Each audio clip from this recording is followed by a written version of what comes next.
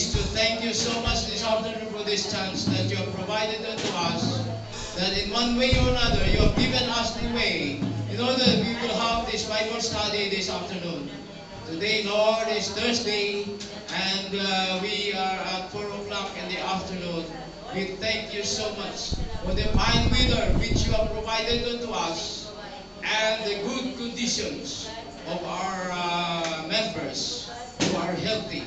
Lord God Almighty, I trust everything to you, that you will support the works here in Maras Rizal, Philippines.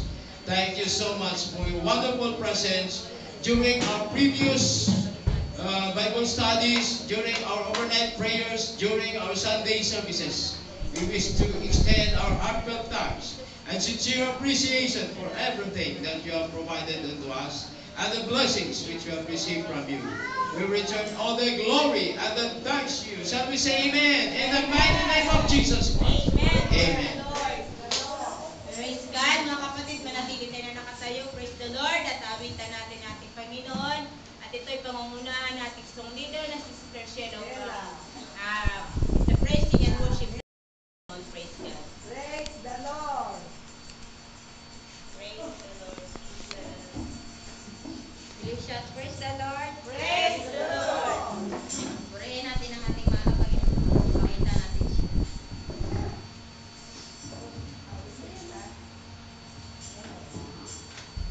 Praise the Lord.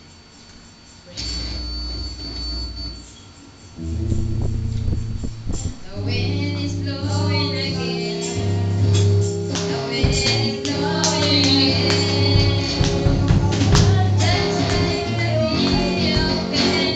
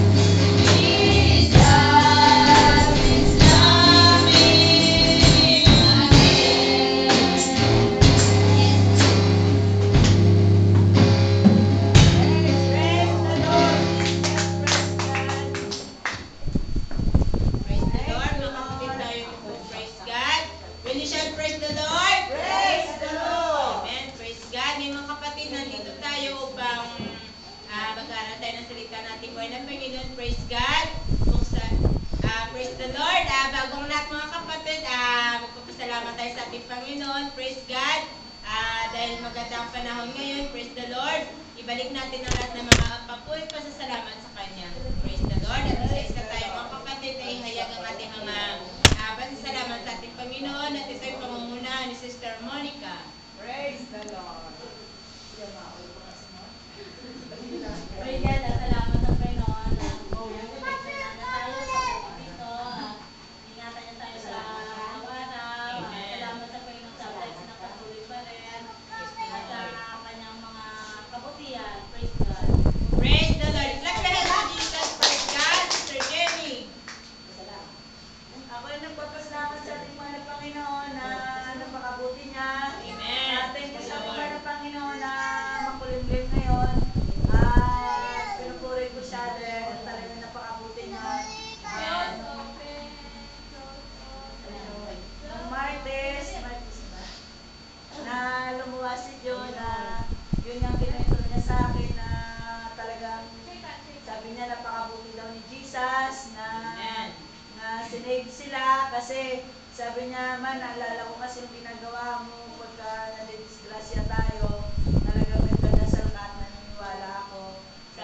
Sabi ko sa mga kasamaan ko ng mga pasayro, sabi daw niya magdapa sa gitna kasi nawala na ng gulong yata sa pinakahuli yung sasakyan na jeep niya. Yung na sinakyan nila, nawala na rin yung mga bakal doon sa unahan na diba tawag doon sa baka na sabi ni Papa, ginagawa ko ng takyon. Natanggal na rin. Doon sa May Teresa, yung jeep doon na pa-corner, na tamaan daw kasi may nasagasaan na dalawang single na motor yung nasakyan nilang jeep. Tapos sumadsad na sa gutter at tumama sa bahay sa corner na yun. Praise God na wala rin may namatay pero nakakatakot pa rin at nervous daw siya ng gusto at yun nga naalala niya na nagdadasal nga daw agad ako at sabi niya natanda ko yung sabi mo naalala kita kaya sabi ko babala na yan sabi ko inaano ka na ng Panginoon na sabi ko pag hindi mo pa rin bibigyan niya ng pansin bala ka kaya thank you sa ating mga Panginoon na kahit na hindi siya kasama natin dito sa church pinapakita pa rin ni Lord yung protection na kumbaga kasama sila natin dahil tayo nga ay anak ng Panginoon, nililingkod tayo sa Kanya. Kaya isa sa kasama natin sa mga bahay ay kasama ng protection ng ating mga Panginoon. Although na hindi rin natin masama sa kaligtasan dahil individual na kaligtasan pero ang protection ng Panginoon nandun din sa kanila. Kaya Amen. thank you sa ating mga Panginoon talagang tunay nga na buhay siya at napakabuti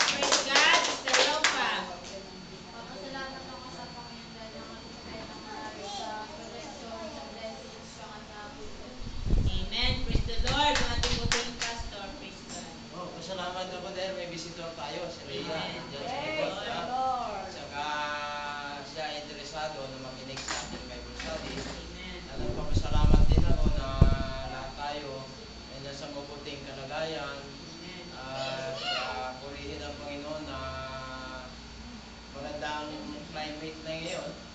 Mainit. Saka sa umaga malamig. Amen. Parang nasa ano rin tayo eh, nasa abroad din tayo. Pagkamat nandito tayo sa Manila, pero yung ating sitwasyon ay parang nasa abroad na rin. Maraming salamat sa Panginoon. Praise the Lord. Clap your hands to Jesus. Praise God. Ako din ipapasalamat sa ating buhay na Panginoon. Praise God. At nandito tayo muli upang kanyang tinipon. Praise the Lord. Salamat sa kalakasan, sa spiritual at sa physical. Praise the Lord. Salamat sa kanyang pag-iingat sa atin lahat, especially sa mga young people na nagbabiyahe sa araw-araw. Praise God. Salamat din sa buhay na pinagkulong natin buhay ng Panginoon. Salamat sa kanyang mga salita. Praise the Lord. Kaya palakpakan natin si Jesus. Praise God. Ngayon mga kapatid ay bigyan natin ng pagkakataon ng ating visitor na magpasalamat sa ating Panginoon. At this time. Okay. At si Sister Shim pala, nakalimutan ko. Pagkasama ko ay din sa Panginoon, binibigay niyo sa akin sa school at patuloy na protection at kudal sa lahat. Praise the Lord. Clap your hands to Jesus. Praise God. Talagang napakabuti nating buhay ng Panginoon dahil talagang hindi niya tayo pinapabayaan. Amen. Praise God. Kaya naman mga kapatid, buksan natin ating mga puso at isip at kaluluwa upang mag-aral tayo ng banal ng salita ng ating buhay ng Panginoon. Praise the Lord. Kaya ang oras na ito ay bibigay ko sa ating munting pastor. Kaya palakpakan natin si Jesus. Praise the Lord. Mga kapatid, tayo po ay tumayo at bigyan natin ng galang ng salita ng Panginoon. Shall we say praise the Lord? Praise the Lord. Sa hapong ito, ang ating topic ay regarding faith and forgiveness. Makikita po ito sa Luke chapter 17, verse 1 up to 4. Ang sabi po dito, then said he unto the disciples, it is impossible, but that offenses will come. But woe unto him through whom they come. It were better for him that a millstone were hung about his neck, and be cast into the sea, than he should offend one of these little ones. Take heed to yourselves. If thy brother trespass against thee, rebuke him, and if he repent, forgive him. And if he trespass against thee 7 times in a day, and 7 times in a day turn again to thee, saying, I repent, thou shalt forgive him. Okay? Babasahin natin ito ang 1 to 4, Sister Kim dito.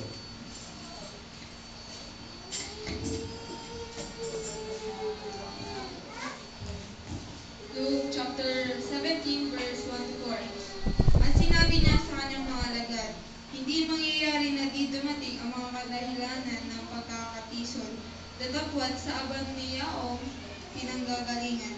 Mabuti pa sa kanya kung bitinan ang kaniyang leeg na isang gilingang bato at siya ihagi sa dagat, kaysa siya ay magpatisod sa isa sa maliliit na ito. Mag-ingat kayo sa inyong sarili. Kung magkasala ang inyong kapatid, sawayin mo siya, at kung siya'y magsisi, patawarin mo siya. At kung siya'y makapitong magkasala sa isang araw laban sa iyo, at makapitong magbalik sa iyo na sasabihin, pinagsisisihan ko, patawarin mo siya. Thank you, Sister Kim. At ngayong hapon na ito, mga kapatid, tayo po ay manalangin. At hingin natin sa Panginoon ang kanyang basbas sa mga salitang ito. Shall we raise our hands to the Lord this afternoon? Lord God Almighty, our Heavenly Father, we thank you for thy word that you have provided unto us. We hope and we pray that you will enlighten each and every one of us, anoint my lips and my tongue, that I may be able to speak thy word to thy people. Lord God Almighty, we return all the glory and the thanks to you, and please open the minds and the hearts of our people who are listening in right now. We return all the glory and the thanks to you again, in the mighty name of Jesus Christ. And we say amen. Amen. Pwede na tayo makaupo mga kapatid at talakayin na natin ito ang ating topic, faith and forgiveness. Ano ba ang pananampalataya? The question that I will ask now is, what is faith? According to Hebrews chapter 11, verse 1, faith is the substance of things hoped for, the evidence of things which are not seen. Sa Hebrews Kapitulo 11, versikulo 1, ang sabi po diyan, ang pananampalataya ay ang paniniwala sa mga bagay na di nakikita. Amen? Sabi sa amen. Sa pananampalataya, naniniwala po tayo na may iisang Diyos. Ngunit di natin nakikita. Wala na nakikita ng Diyos. Amen? Kaya, katulad yan, may hangin na tayo nararamdaman, niihip natin araw-araw ang hangin, the oxygen which we breathe, we can feel it, but we cannot see. But how do we know that there is a wind? Paano po natin malalaman na may hangin? According to Nicodemus, dito po, babasahin natin sa John chapter 3. Buksan muna natin ang John chapter 3.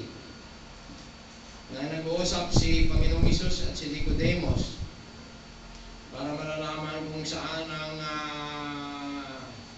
pananampalataya nito at ang hangin. Sabi po dito sa John chapter 3 verse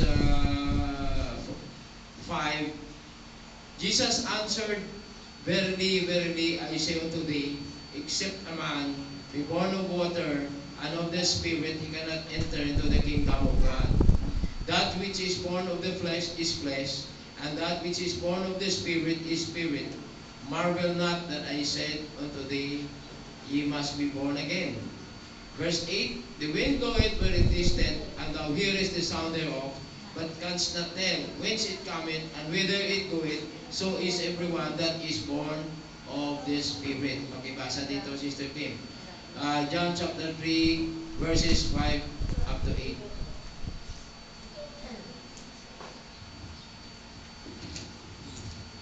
Sumagot si Jesus, "Katotohanan, katotohanan sinasabi ko sa iyo, maliban na ang tao ay ipanganak ng tubig at ng Espiritu ay hindi siya makapapasok sa kaharian ng Diyos. Ang ipinanganak ng laman ay laman nga, at ang ipinanganak ng Espiritu ay Espiritu nga. Huwag ka magtaka sa aking sinabi sa iyo, kinakailangan nga kayo'y ipanganak na muli. Humihihip ang hangin kung saan niya ibig at naririnig mo ang kaniyang ugong.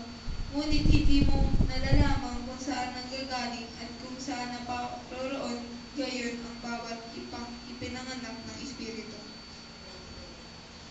Dalawa po ang subject ng John chapter 3 verse 5 up to 8 na binasa natin. Ang una po, sabi ng Panginoong Hesus, maliban na ang tao ay panganak na muli, hindi siya makakapasok sa kaharian ng Diyos sa langit. Nagtanong si Nicodemus, paano may panganak na muli ang isang tao kung matanda na siya? Siya ba ay makakapasok pa muli sa tiyan ng kanyang nanay at ipanganak muli? Sumagot si Jesus, sa katotohanan, kapag ang tao hindi may silang sa tubig at sa Espiritu, hindi siya makakapasok sa kaharian ng langit. Kaya may karugtong pa ito. Ang hangin ay umihip, ngunit hindi natin nakikita kung saan, ngunit naririnig natin ang kanyang ugong. Katulad din diyan ang tao na ipinanganak sa tubig at sa Espiritu. Kaya mga kapatid, sa hapong ito, dapat maunawaan natin na kapag ang tao hindi may panganak sa tubig at sa Espiritu, hindi po siya maligtas. Amen? Amen. Sabi siya amen. Lakasan natin. Sabi siya amen. Amen. Bakit hindi maligtas? Kasi kailangan may panganak na muli ang isang tao para siya po ay maligtas. Ngunit, hindi po naunawaan ni Nicodemus kung paano maipanganak na muli ang isang tao. Sabi niya, makakapasok pa ba siya sa tiyan ng kanyang ina upang ipanganak na muli? Hindi niya naintindihan na ito po ay hindi ito pang pisikal na pagkapanganak na muli. Eh tayo, halimbawa ako, papasok ako sa tiyan ng nanay ko. Makakapasok pa ba ako sa tiyan ng nanay ko? Laki-laki ko na. Kayo, mga kapatid, ang laki-laki nyo na. Makakapasok pa ba kayo sa tiyan ng nanay mo? O, hindi, di ba? Hindi, dahil mas malaki ka pa nga kay nanay mo eh. Amen? Sorry, say amen. You are much bigger compared to your mother. But what is the question here is spiritual rebirth. Yung pagkapanganak na muli sa Espiritu. Amen? Kaya kailangan po maunawaan natin na pagpanganak na muli sa Espiritu ay ang pagkasilang sa tubig. Na ito po ang pagtanggap natin ng mga susi ng karya ng langit sa according to Matthew 16:15 to 18. Sabi po ng Matthew 16:15 to 18, "For thou art Peter, and upon this rock I will build my church, and the gates of hell shall not prevail against it. And I will give to you the keys for the kingdom of heaven. Whatsoever thou shalt bind on earth shall be bound in heaven. Whatsoever thou shalt loose on earth shall be loosed in heaven." Okay, pakibasa Sister Kim dito sa Matthew 16:15 to 18 para maliwanagan tayo.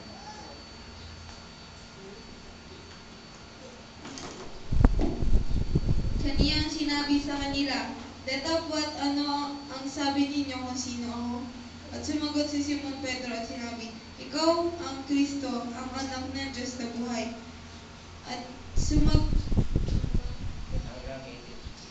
At sumagot si Jesus at sa kaniya ay sinabi, "Mabalat ka, Simon Bar-Jonas, sapagkat hindi ipinahayag sa iyo ito ng laman at ng dugo, kundi ng aking Ama na nasa langit.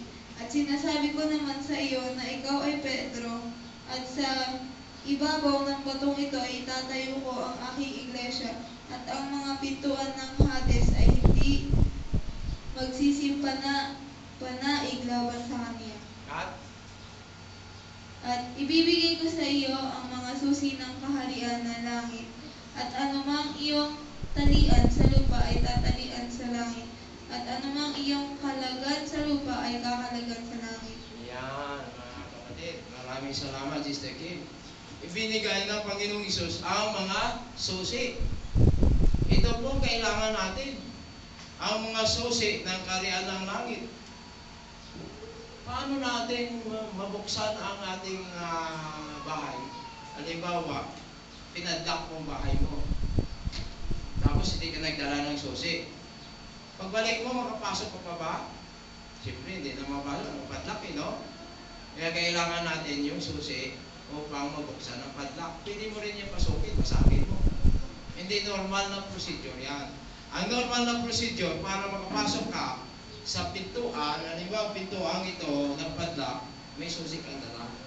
Yung mga susi na ito ay importante po ito ang mga susing ito, mga kapatid. Amen? Na ito, nakalock ngayon ang opisina ko. Kung hindi ko po dala ito, hindi na rin ako makapasok. Ganyan din po sa karya ng Diyos sa langit. Sabi sa Amen? Amen. Sa karya ng Diyos sa langit ay may 12 pintuan.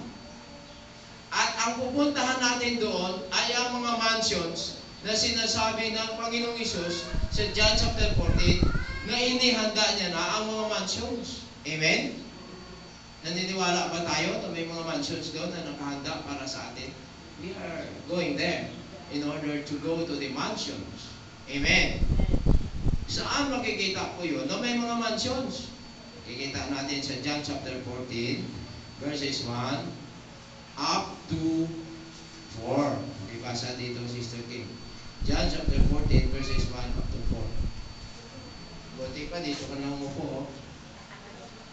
Para hindi ka na punta doon. "Huwag magulumihanan ang inyong puso. Magsisampalataya kayo sa Diyos, magsisampalataya naman kayo sa akin. Sa bahay ng aking ama ay maraming tahanan. Kundi gayon ay sinabi ko sana sa inyo, sapagkat ako'y paroroon upang ipaghanda ko kayo ng dakong kalalagyan. At kung ako'y pumaroon at kayo'y maipaghanda ng kalalagyan, ay muling paririto ako at kayo'y tatanggapin ko sa aking sarili upang kung saan ako naroroon, kayo naman ay dumuon. At kung saan ako paroroon ay nalalaman ninyo ang daan. Ito po, babasahin natin sa English version, ang John chapter 14. Ang sabi po sa John chapter 14, ay nanda niya na yung mga mansions doon. Ano? Amen? Shall we say amen? May na. Shall we say amen? Amen. John chapter 14, verse 1, let not your heart be troubled. Ye believe in God, believe also in me. In my Father's house are many mansions. If it were not so, I would have told you, I go to prepare a place for you. And if I go and prepare a place for you, I will come again and receive you unto myself, that where I am, there ye may be also. And whither I go, ye know, and the way ye know. Ito po ang sinabi dito na mayroon po mga mansions na nakakahanda doon para sa atin. Para kanino po itong mga mansions? Para po ito sa atin na mga born again na naisilang sa tubig at sa Espiritu ng Panginoon. Sabi sa amen. Ano pa ba ang ibig sabihin nito? Di ba? Hindi naintindihan eh. Kahit si Nicodemus, hindi nakakaintindi, Sister Kim, di ba? Kahit si Nicodemus, hindi nakaintindi. Niya, paano ipanganak na muli ang isang tao? Makakapasok pa ba siya sa tiyan ng kanyang ina? Panganak na muli? Hindi siya nakaintindi. Ang sagot ni Panginoong Isus, sa katotohanan, kailangan maisilang ka sa tubig at sa Espiritu. Ang hangin ay umihip, ngunit hindi natin nakikita. Ngunit alam natin na mayroong hangin dahil sa kanyang ugong. Diba? Inipan kong microphone, nagkaroon ng ugong. May hangin na lumabas sa bunganga ko. Amen? O, di nga ng ugong. Katulad din yan, yung mga tao na naisilang sa tubig at sa Espiritu. Ano po bang ibig sabihin nito? Ang ibig sabihin nito po, mga kapatid, na makikita po ang sagot sa Acts chapter 2, verse 38. Basahin mo, Sister Kim. Mga Gawa, kapitulo 2, versikulo 38.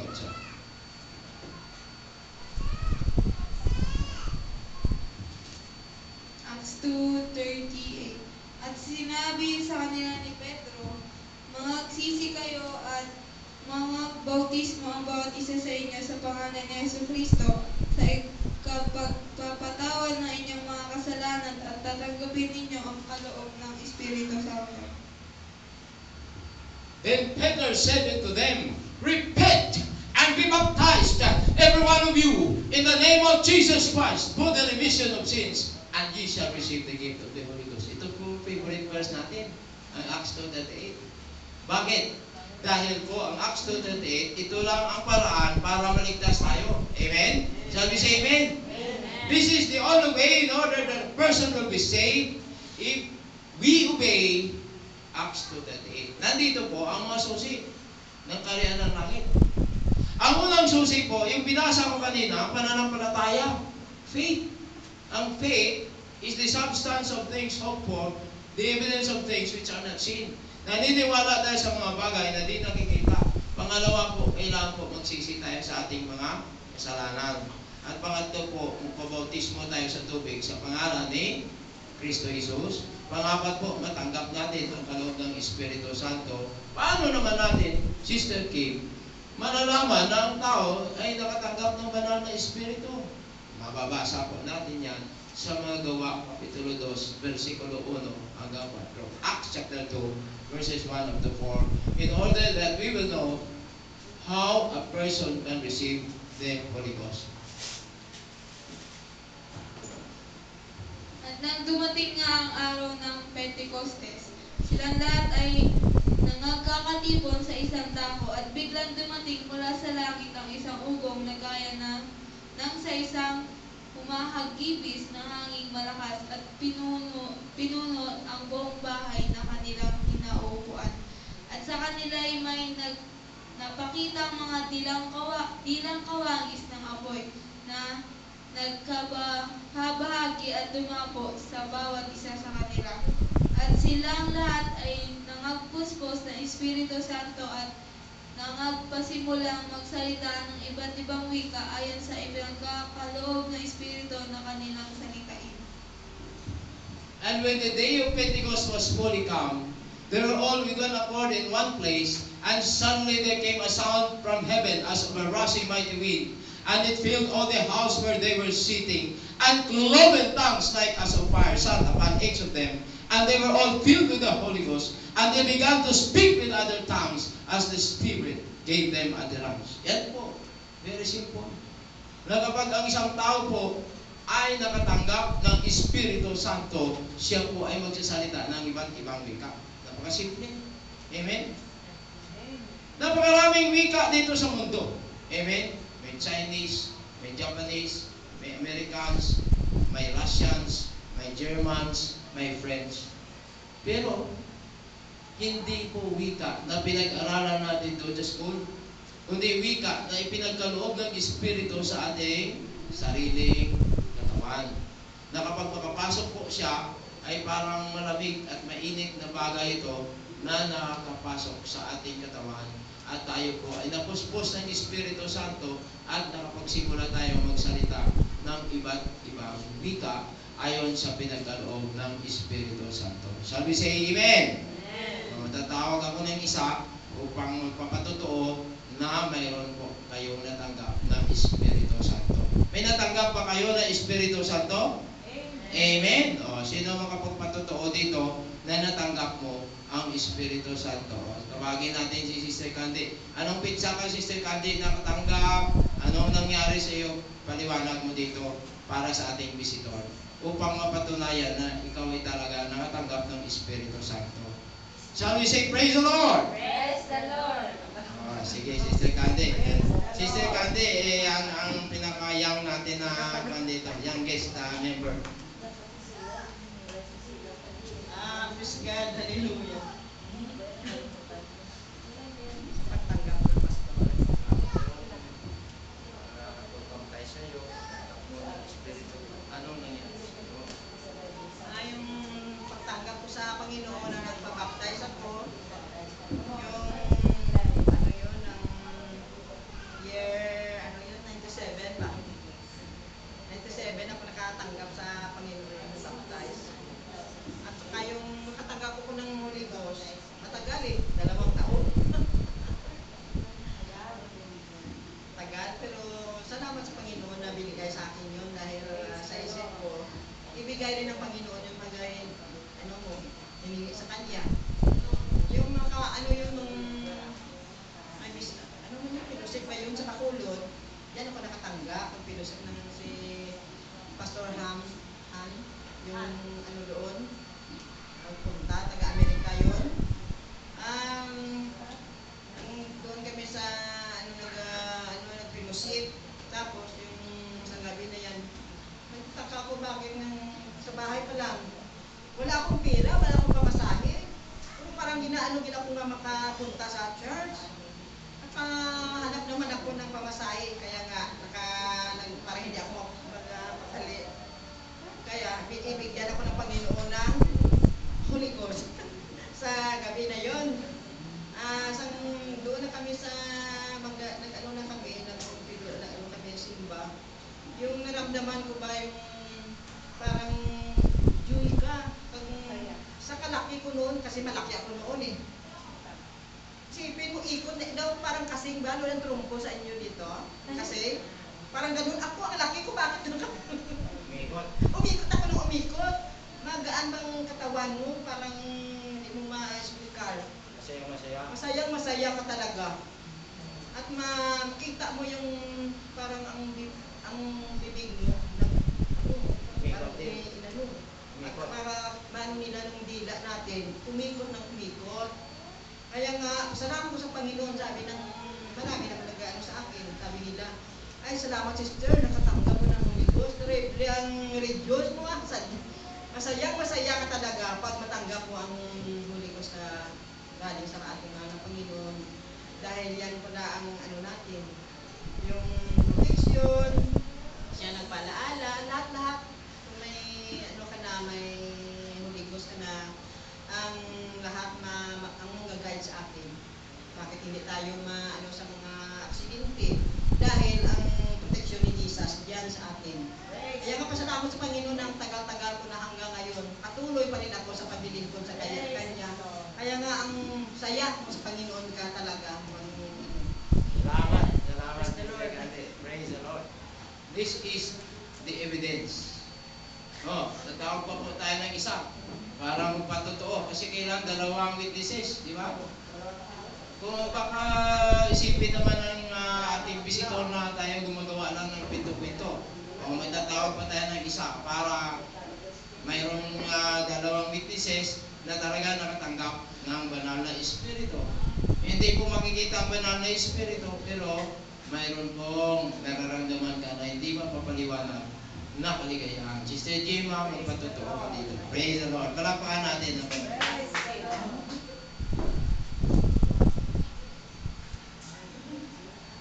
Praise God. Ako din, noon, isa rin akong Katoliko. Nauna. Ayun, para to sa visitor natin kasi bago lang siya.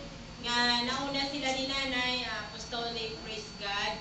Nagpasalamat din ako sa ating Panginoon dahil binuksan niya rin yung aking puso, isip at kaluluwa na siya'y tanggapin. Nagpabaptize ako sa kanya. Nagpabaptize ako February 19, linggo yun, 2006. Tapos, naka-receive ako ng Holy Ghost March 6, 2006 din, yun. Salamat dahil yun nga, once na kayo maka-receive ng Holy Ghost, mararamdaman mo yung mararamdaman mo yung kaligayahan na hindi mapapaliwanag, na si Jesus lang ang nakakaintindi. Praise the Lord. Nung nagre-receive ako ng Holy Ghost, mainit yung pakiramdam ko hanggang sa umikot-ikot din ako, natumba rin ako, wala akong naramdaman na sakit. Praise God. At yun, pag maya-maya naka-speak in tongues na rin ako. Praise the Lord. At salamat din dahil yun nga, once na may Holy Ghost ka, meron kang protection. Praise the Lord. Dahil ilang beses na rin kami yun nga, na-disgrasya. Yun, una-una yung kami ni Brother Ricky noon sa single yun, pastor.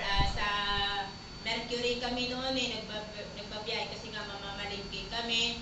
Hindi niya napansin na may isang tricycle na papaliko, tapos kami naman didiretso, ay tuloy pa rin siya hanggang sa nabangga kami. Nagulat na lang ako nasa semento na kami, ang layo ng ang layo ng apo ko, siya dito, ako doon.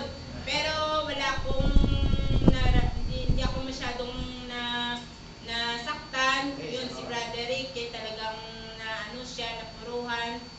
Salamat sa ating Panginoon, praise the Lord. At yung pangalawa naman, yung sa motor pa rin, single. Diyan naman sa taas, ang nagdadrive naman noon si Tabubot, yung tiya ni Nestor. Dalawa kami ni Sister Ara. Nagulat na kasi ginagawa yung simento noon kaya parang batu-batuin siya. Nagulat na lang ako yung motor nasa nasa pababa na. Napasigaw na lang ako ng Jesus. Pag sigaw na, yun nga, nasa lupa na, si Tabubot naman puro gas-gas. Pasalamat kami ni Arabel at wala kami kaisa-isang gas-gas. Si Tabubot putlak-putlak, puno siya ng gas-gas. Siyempre sa sobrang takot siguro kasi nga nakasakay kami. Yun, talaga napakabuti ng ating Panginoon dahil once na nasa peligro tayo, ang Panginoon nagbibigay ng protection sa atin. Praise God. Kaya salamat talaga sa Panginoon dahil nandyan siya. Salamat dahil tinanggap niya rin ako. Praise the Lord. Binuksan niya aking puso at isip at kaluluwa na siya tanggapin ko.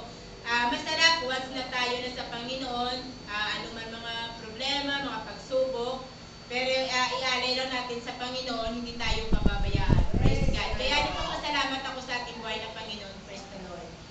Pagpapakanan natin. Praise the Lord. Yan po ang mga saksi. Kami ay saksi ni Kristo. Kaya saksi ni Kristo. Bakit kami saksi ni Kristo? Dahil nakatanggap kami ng bautismo sa tubig sa pangalan ni Kristo Jesus at nakatanggap kami ng Espiritu Santo. Ang sa aking testimony yan, napakahaba kaya hindi muna ako mag-testimony.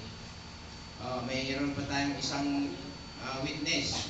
To, si Sister Sheila. Palapakan natin ang isa na lang witness. Sister Sheila, i-local natin yung product dito sa Baras Church. Sige, bilisan mo. Kulang tayo sa oras. Praise the Lord. Palapakan natin ang Panginoon. Palapakan natin.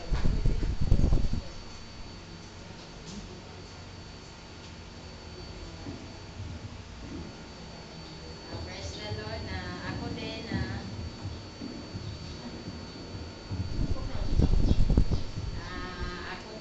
noon ng Katoliko din ako, nakapunta ako dito sa Maynila sa Baras Church.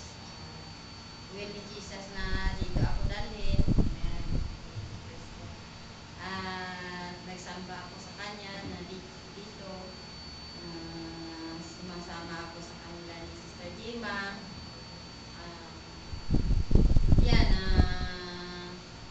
Alam ko na dito ko na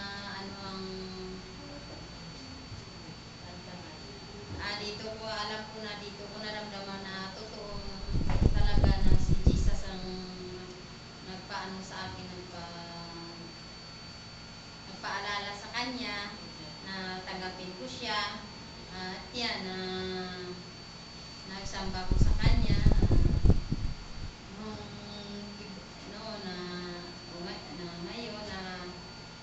February 20, 2013 na yan, nakatanggap ako ng banal na espiritu. Yan ang gawin ni Jesus sa akin. At November. Yan, nagpapapatize ako noong November 2012.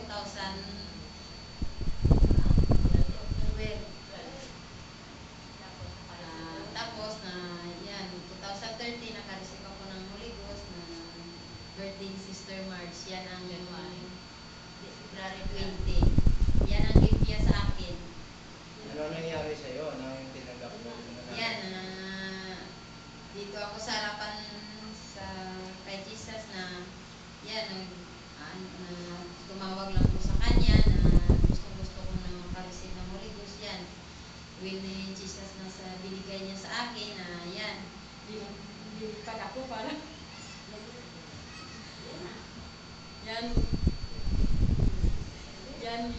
parang lumilipad ako na yan na tumatakas yung lawas. Kasi gusto ko na matanggap gusto na ako makareceive ng Holy Ghost. Yan ang hinihingi ko palagi sa kanya Ayan, binigay niya sa akin mga pagsubok. Yan, sa mga pagsubok. Mga pasubok at yan, kaya ano naman natin sa pagsubok. Nandiyan naman lagi si Jesus sa atin. Yes, God. Salamat, Sister Sheila. Salamat. Praise the Lord. Nang makatanggap si Sister Sheila ay para siyang lumilipad na ibon dito. Yun ang ibig niya sabihin, lumilipad. Habang siya ay nagsasalita ng iba't ibang wika. Amen? Kaya balik tayo sa ating topic. Nada tayong time para magtawag pa ng ibang mag-testimony. 3, pwede na yun, di ba? 2 or 3 witnesses. In order that the word may be established. Kailangan po mapatunayan natin na totoo pala yung sinasabi sa John 3:5 na kapag ang isang tao hindi maisilang sa tubig at sa espiritu, hindi siya makakapasok sa dala ng Diyos sa langit. Kaya tayo na naisilang na sa tubig at sa espiritu, may mga susi na tayo. Yan po ang susi sa katawang lupa na natin. Amen? Hindi po susi na panditoria na material na susi. Kundi itong spiritual na susi na kapag nasa iyo na ang Espiritu Santo, ikaw ay anak na ng Diyos. Amen? Eh kung anak ka na ng Diyos, ibig sabihin, ikaw ay wala nang alalahanin. Dahil anak ka na nga ng Diyos.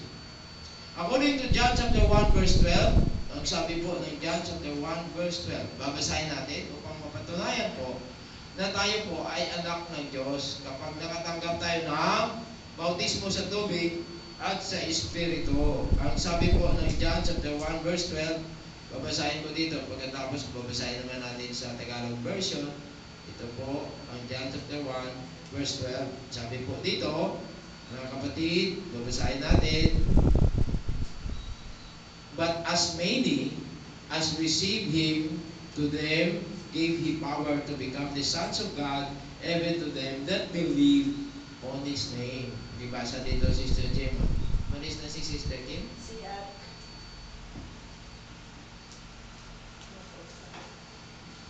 Praise God. John chapter 1 verse 12. Datapwat ang lahat ng sa kanya nagsisitanggap ay pinagkalooban niya sila ng karapatang maging mga anak ng Diyos. Sa makatuwid bagay, ang mga nagsisampalataya sa kanyang pangalan. Amen. Sabi si Amen. Amen. Anak ka na ng Diyos, congratulations. Once na natanggap mo na yung pagkasilang sa tubig at sa Espiritu. Eh, nanyayahan ko rin ikaw, Ria, na kailangan mabautisman ka. Itong anak mo, si Makmak, si Grace, gusto na rin magpabaptize. Kasi naunawa nila itong ating Bible study. Pero sabi mo daw, huwag muna tayo magpabaptize kasi Katolik tayo. Hindi po makakaligtas sa atin ang reliyon. Amen? Ang Katoliko po, hindi nagtuturo nito. Wala po silang katuruan na ganito. Kaya kahit manatili ka lang sa pagkakatoliko, hindi ka maligtas. Amen? Sigurado po yan. Kahit ang Papa ng Roma, nakita na po doon sa dagat-dagatang apoy. Amen? Si Pope John Paul II, Ria, natagpuan ng kanyang kaluluwa. Di ba, patay na siya? Natagpuan ng mga tao na namatay at nabuhay muli na nandoon siya sa impyerno. Eh, gusto pa ba natin sumunod doon sa kanya? Sino gusto sumunod doon? Siyempre, walang gustong sumunod sa kanya. Yun din po ang nangyari sa mga tao na hindi po naisilang sa tubig at sa Espiritu. Kasi hindi po naisilang sa tubig at Espiritu si Pope John Paul II. Pagamat siya ay Papa. At mga pare dyan sa Romano Katoliko, hindi yan naisilang sa tubig at sa Espiritu. Amen? Kasi iba ang kanilang katuruan. Amen? Sabi siya Amen? Okay. Magbibigay pa tayo ng isang puntong paliwanag. Sister Violet, tawagin ko rin si Sister Violet. Walang paka natin ang Panginoon. Praise the Lord. Hindi. Ikaw magpapaliwanag. Praise the Lord. Ayan. Salamat na nandito si Rhea. Praise the Lord. Ako rin ay galing sa Katoliko, katulad ng lahat. Nag-attend din ako ng service katulad mo. Ngayon, in-invite ka. Yan din ako noon, in-invite din ako. Yan. Praise the Lord. At nag-attend din ako. Nakinig din ako ng salita ng Panginoong Hesus. Tulad ng ginagawa mo rin. Kung ilang, hindi naman kaagad yun. Kung ilang beses lang na nag-attend ako, naintindihan ko yung salita ni Lord. Na dati kasi ay, di ba sa Catholic ay magsimba ka, minsan nasa labas ka nga sa dami ng tao naman. Minsan hindi mo na marinig yung mensahe. Ganyan, ay katulad dito na dinig mo talaga, naunawaan mo. At binuksan ng Panginoon ang aking isipan, pinaunawa niya sa akin at ang aking puso. Hanggang sa, siya na rin ang umipo sa akin, ang Panginoong Yesus na rin. Kasi binuksan niya ang puso ko at ang isip ko. Siya na rin ang nagbukas sa akin, na humipo sa akin, na ayan, hanggang sa mabaptize ako rin sa pangalan niya. At noon, Rhea, maliliit pa yung mga bata noon. Ay, alam mo naman, pag tayo nasa sanlibutan, ay lagi tayo sa doktor, lagi tayo sa albularyo. Yan din ako noon. Naranasan ko rin nga noon. Na yung plato, yung albularyo, sisindihan, pagkatapos sasabihin, mayroong anino, ginalaw, tawas. Yan, tawas. Mahilig din ako sa ganyan noon. Ayan, lagi din nagkakasit ang mga bata. Tapos nung maunawaan ko ang salita ni Lord, naging apostolic ako, marami rin akong pinuntahan noon, mga iglesia, napasok ko rin yan, yung mga born again na iba pa, napasok ko rin yan, mga baptist, napasok ko rin yan. Dito ko lang talaga sa